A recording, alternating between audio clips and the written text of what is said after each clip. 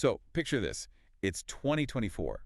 You are finally stepping down from a long career in public service, right? Right, you're ready to retire. Exactly. You're ready to collect your pension, and you just want to know what your monthly check is going to be. It's a standard, super basic question.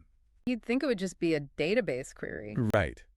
But finding the answer actually requires a government clerk to send a fax to a subterranean facility. Hmm. And then your physical paper file is located, put onto a literal minecart, and rolled down a track deep underground. I mean, I know it sounds like a dystopian comedy sketch, but that was the actual operational reality of the federal retirement system until, like, very recently. Okay, let's unpack this.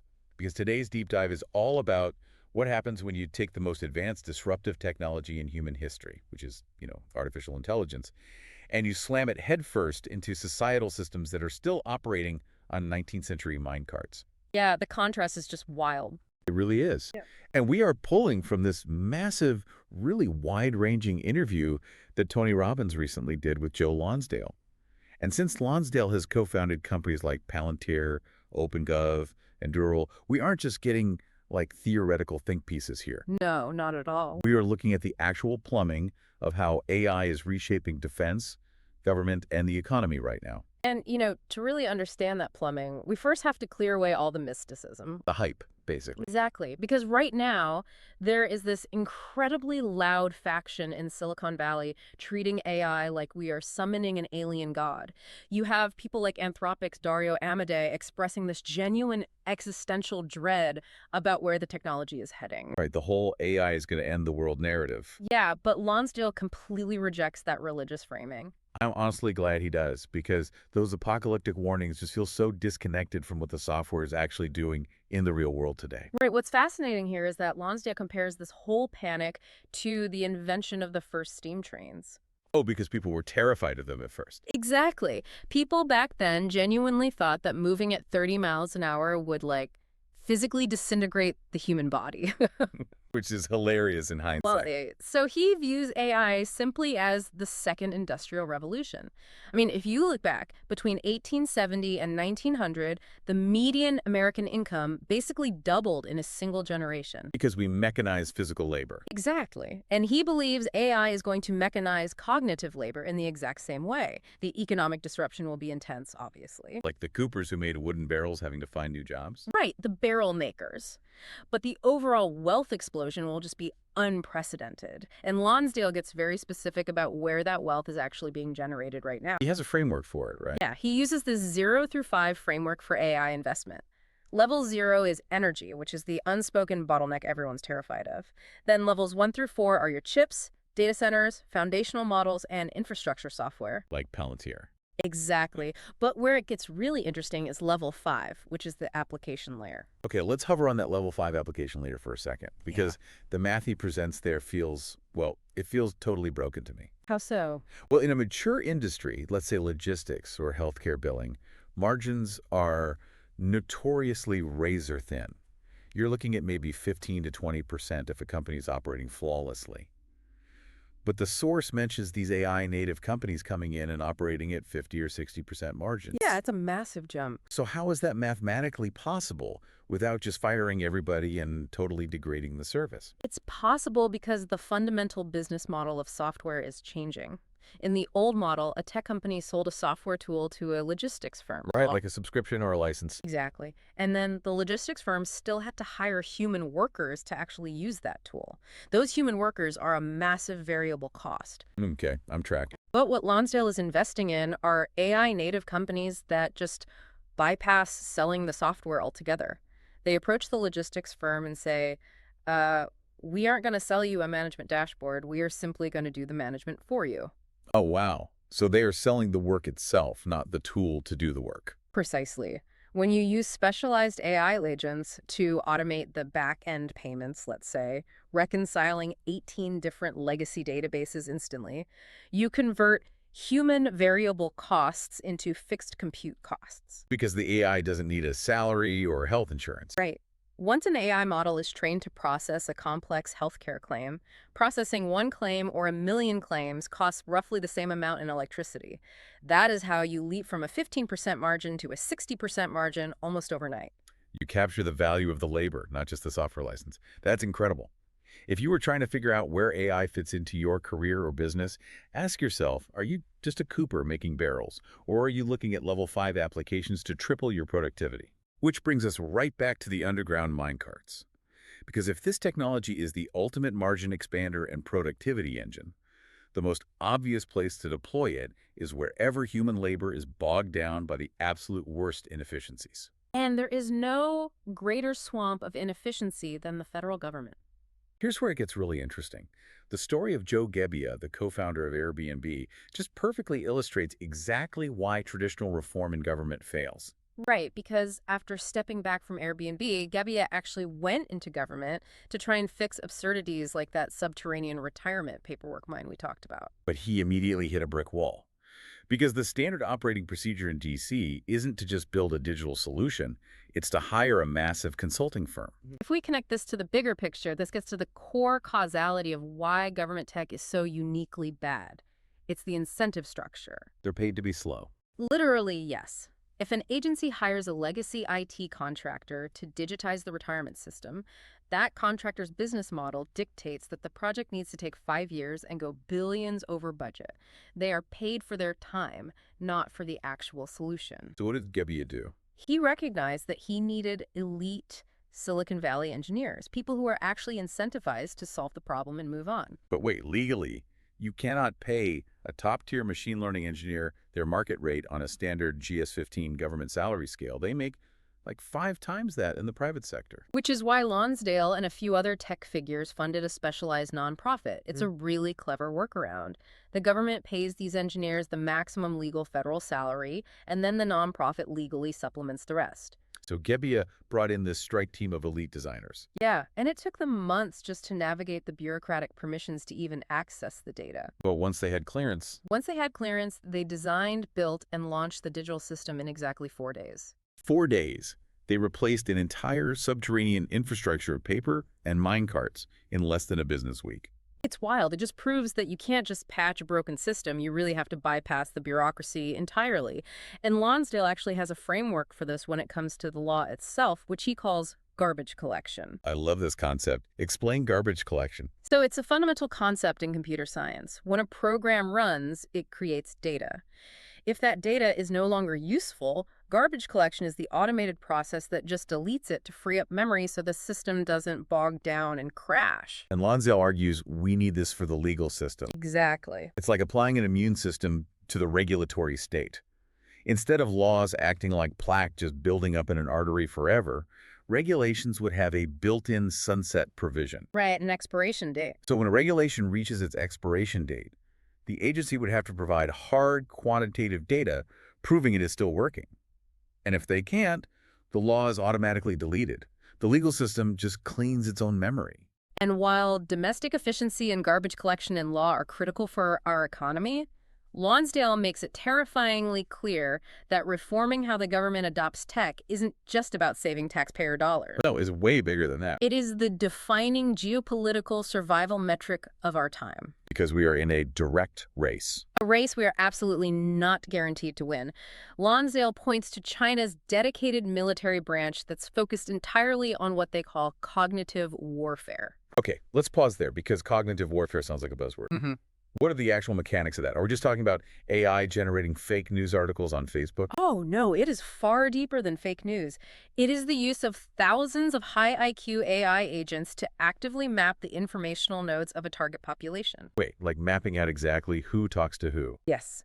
These agents can ingest and analyze billions of social interactions to map out exactly which influencers, which platforms, and which emotional triggers most effectively shift public sentiment or cause domestic paralysis. That is terrifying. It is, because if an adversary masters this kind of mass-scale psychological mapping before we do, they can achieve strategic victories, like destabilizing institutions or elections. Without even firing a single kinetic weapon. Exactly. Okay, so the software side is an existential threat. But does this software advantage translate into the physical world? Because even if we lose the algorithm war, the U.S. still has the biggest aircraft carriers and the most advanced fighter jets. Well, that is a dangerous illusion, honestly, and Lonsdale is very explicit about the hardware gap. The AI revolution in defense requires mass autonomy. Think millions of low-cost AI-coordinated drones. Swarms. Right. And to field that, you need an unparalleled industrial base. Right now, China possesses roughly 230 times the shipbuilding capacity of the United States. Wait, 230 times, not 23% more. 230 times. That's insane. Let's look at World War II for context. German battleships often featured superior engineering, but the U.S. simply overwhelmed them with volume. We built 18,000 ships in 1943 alone. So we just outproduced them. Exactly. But fast forward to today. Internal Pentagon war games suggest that in a major Pacific conflict, the United States would exhaust its supply of critical long-range munitions in just 4 days. 4 days. The exact same amount of time it took Jebbia's team to fix the retirement portal. The U.S. military runs out of missiles. It's a sobering parallel. And the core reason we are so vulnerable is because the legacy defense contractors, the primes like Lockheed and Raytheon, Right. they consolidated into monopolies after the Cold War. They operate on the exact same bloated cost-plus incentive structure as those DC consultants. Where they're rewarded for taking longer and spending more. Exactly. But more importantly, they lost the talent war. Top AI engineers do not want to work in a corporate environment where it takes 3 years to approve a software update. Which brings us to the story about Epirus. And honestly, this is the most infuriating part of the entire deep dive to me. Oh, it's why. So Epirus is this tech startup that built a counter-drone system using microwave EMPs. The physical mechanism here is just fascinating. Instead of firing $1 million missile to shoot down a $1,000 drone, they use AI to perfectly synchronize chips that emit a targeted cone of microwave energy. It literally fries the electronics of a drone midair. It is a complete paradigm shift in defense economics. So when Epirus took this tech to a military testing site in the desert, they were competing against the legacy primes, right? Yeah, head to head. And they were able to drop hardened military drones out of the sky from 9.5 times further away than anything the legacy companies had built. You'd think the generals would rate them a blank check on the spot. Right. But the twist is that the legacy primes realized they were technologically outmatched. So rather than improving their own tech, they weaponized their lobbying arm. Of course they did. They went to Congress, leveraged their entrenched political influence, and successfully lobbied to defund the specific budget line that would have purchased the Epirus system. Wow. Yeah. The startup was financially suffocated just for building a superior product. And that just perfectly demonstrates Lonsdale's absolute rule for the modern defense sector. Building a superior AI product is only half the battle. To actually survive, you must build a second company alongside it, which is a top-tier, bare-knuckle Washington lobbying team. Just to break through the policy moats designed to protect legacy monopolies. Exactly. You have to fight the tech war and the political war simultaneously. That requires an incredibly specific, almost aggressive corporate DNA. You can't just hire a standard executive to navigate that kind of hostility. This posture has to be baked in from the foundation. Which makes a lot of sense when you look at how Lonsdale's first major company, Palantir, actually started. Oh, right, because Palantir was born directly out of the trenches of the early internet. Yeah, in the early 2000s, Lonsdale was at PayPal, and the company was facing this existential threat from sophisticated cyber syndicates. Ooh. We're talking Russian and Chinese mafias trying to bleed the platform dry through fraud. So PayPal survived by building these unprecedented data analysis tools to uncover those hidden networks. They literally mapped out the digital underworld. But then 9/11 happens, and they realize the U.S. government, specifically the intelligence community, is trying to track global terror networks using databases that literally cannot talk to each other. So they were drowning in data but starved for insight. Exactly. Lonsdale, Peter Thiel, and their colleagues recognized that the exact same mathematical architecture used to expose a Russian credit card fraud ring could be adapted to map a terrorist cell in the Middle East. But building Palantir required navigating a massive philosophical tension, right? Because if you build a tool powerful enough to map every connection a terrorist makes, you're also building a tool capable of absolute civilian surveillance. Exactly. And this is where Palantir differentiated itself from typical government IT. They implemented a dual mission. They didn't just build the surveillance capability, they engineered civil liberty protections directly into the software's foundational code. How does that actually work in practice? They created immutable audit logs. If an intelligence analyst searched for a U.S. citizen's data, the software permanently recorded who conducted the search and why, creating a mechanical oversight system that simply didn't exist in the legacy government mainframes. So you build the weapon, but you weld the safety switch directly into the firing mechanism so it just can't be bypassed. Right, and the operational impact was staggering. The source notes that by the time Lonsdale left, Palantir's tools had been instrumental in identifying and eliminating over 9,000 terrorists. 9,000. Which begs the question, how do you assemble a team capable of doing something that the entire federal apparatus couldn't do? Well, Lonsdale's philosophy on team building relies on pairing two very specific traits. First, you obviously need the world's elite technical talent, the people winning global math and coding Olympiads. But raw processing power isn't enough. No, you have to pair those engineers with leaders who possess a deep philosophical hostility toward bureaucracy. Lonsdale calls them courageous, philosophically minded leaders. Meaning people who don't ask, how's this usually done? Precisely. They have to be willing to tear a problem down to its core physics or logic, basically first principles, and rebuild it, completely ignoring the industry standard. And here is where Lonsdale's strategy takes a massive pivot. He isn't just applying this tear it down and rebuild methodology to defense software or billing logistics. He is aiming it directly at the cultural and educational foundations of the country. Yeah, this is a big shift. Now, quick pause here. Lonsdale gets into some heavily political territory regarding universities. And to be clear to you listening, our goal today is strictly to impartially analyze his viewpoint, not to endorse it. But understanding his perspective is crucial for understanding why he's pouring millions of dollars into building an entirely new academic institution from scratch. Right. And to understand his solution, you have to understand his diagnosis.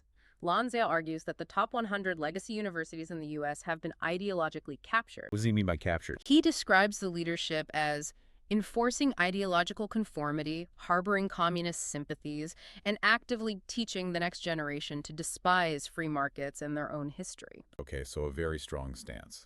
Very. In his view, the environment has become so hostile to heterodox thinking that moderate and creative professors self-censor just out of fear.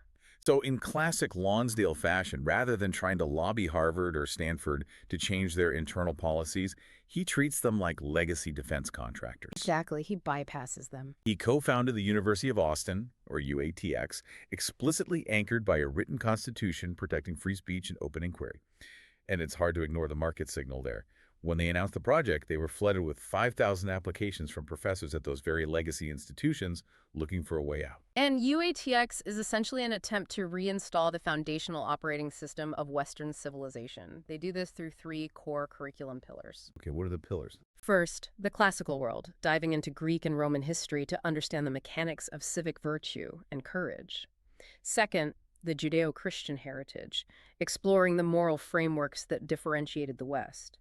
And third, the Enlightenment, focusing on thinkers like John Locke to understand the roots of individual liberty and the scientific method. I get the historical value of that, but I was initially really confused as to why a guy obsessed with artificial intelligence in the future is so fixated on reading 300-year-old philosophy. Right. It seems counterintuitive. But it actually clicks perfectly. If AI is going to totally rewire the global economy, the nature of warfare, and how humans interact over the next 3 decades, the people building and wielding those systems need a moral compass. If you don't deeply understand the Enlightenment values of individual liberty, how can you possibly code an AI to protect them? You can't. This raises an important question, right? Without a firm grasp of those classical virtues, we won't have the intellectual framework to know which parts of our humanity to fiercely protect and which outdated systems to just let the AI dismantle. We have covered incredible ground today. We started by demystifying AI, seeing it not as a digital deity, but as a ruthless, margin-expanding engine capable of turning variable human costs into fixed compute costs. Yeah, the level 5 applications. Exactly. We saw the absolute necessity of deploying that engine against entrenched bureaucracies, whether that's digitizing underground minecarts of retirement data or using garbage collection to purge outdated laws. We exposed the severe hardware and lobbying bottlenecks in our defense industry, too. Right, the Empire story. And we explored how a first principles mindset is being used to rebuild everything from terrorist hunting software to the modern university. And really the through line for all of this is the absolute necessity of confronting systemic rot. So for you listening, whether you are trying to deploy AI to triple your own company's productivity or you're just trying to parse the geopolitical posturing on the evening news, the mandate is clear. Stop accepting the default. The systems governing us were built for a totally different era. The future belongs to the people willing to build the bypass. And yet, for all of Lonsdale's aggressive optimism about building that future, he closed his interview with a profound warning that I think we really all need to sit with. What was the warning? He argued that no matter how incredible the technological revolution is, if we do not fix the fundamental cost of living in this country, specifically the artificially inflated costs of healthcare, education, and housing, the populace will simply tear the entire system down in frustration. So all the tech in the world won't save a broken society. Exactly. So consider this. If we successfully deploy an AI that can flawlessly manage a global fleet of autonomous drones, or if we use machine learning to synthesize cures for complex diseases, but the average citizen still cannot afford to buy a starter home or see a doctor. Does the technological revolution actually matter? We began this deep dive searching for clarity in the muddy waters of AI. But maybe the real test isn't about what the machine is capable of computing. It's about whether the tracks it's running on lead to a society where everyone can actually afford a ticket to ride. That's the real question. Thanks for joining us on today's deep dive. Keep questioning the defaults, and we'll catch you next time.